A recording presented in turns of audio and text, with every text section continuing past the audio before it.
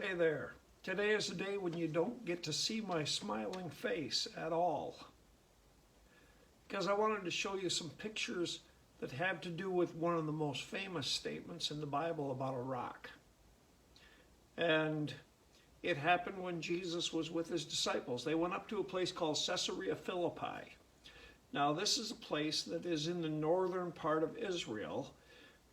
And as you look at this, there's actually a pool there that during the springtime water would gush from there. It's a big cliff, and that's kind of where the headwaters of the Jordan River and where some of the things like that come from. But anyhow, this was a place at Caesarea Philippi where they would worship different gods, but especially the god Pan, who was one of the gods of fertility. And what they would do is in the wall, they would put niches in the wall and put different idols in there, different gods that people would worship, and they would have discussions and arguments about who the greatest of the gods is and who the real God is. And it was quite a shock that Jesus took his 12 there, because with all the paganism, with all the idolatry, the Jews generally considered this to be a very desecrated and unclean place. Now, this happens to be up in the northern part of Israel. In fact, it's by Dan, and this is a wall from ancient Dan up in the northernmost part of Israel, and it is there outside the city of Dan where King Jeroboam from the northern tribes sacrificed to Baal, or Baal, depending on how you want to pronounce that, B-A-A-L. And it was when they had these illegal sacrifices here instead of at the temple in Jerusalem where where that was finally the last straw, and God had the Assyrians come in and scatter the 10 northern tribes.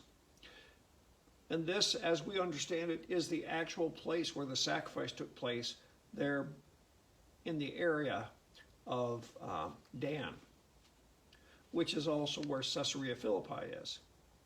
So anyhow, Jesus took them before this wall that I showed at the beginning. And this is where they argued about who God was and who was the most powerful. So Jesus asked his disciples there in front of that cliff, he said, "Who do people say that I am?" They said, "Well, some say you're John the Baptist, some say Elijah, some say Jeremiah." And he said, "Who do you say that I am?" And Peter was the one who spoke up and said, "You are the Messiah. You are the Son of the living God." Now, Jesus said to him, "Blessed are you, son of Jonah, for this was not revealed to you by flesh and blood, but by my Father in heaven. I tell you that you are Peter, and upon this rock I will build my church, and the gates of Hades will not overcome it." This wall that you see, this picture that you see, is of Caesarea Philippi, and that pool that I showed you at the beginning, that area is called the gates of Hades. So Jesus was standing where these people who were part of our trip to Israel last year, this is where Jesus was standing when he said, "You are Peter, the rock."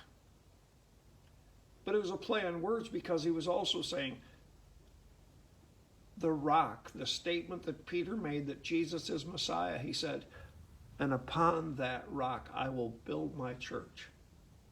There's been a lot of discussion whether Jesus was referring to this rock or the truth of the rock that he is Messiah, or whether he said he was going to build his church on Peter. But this is the spot where Jesus made that statement.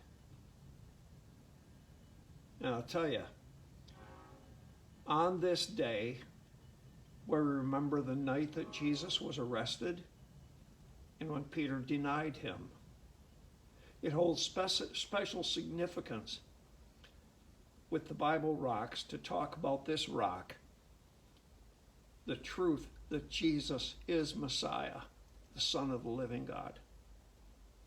So of these great rocks, remember that the greatest is Jesus.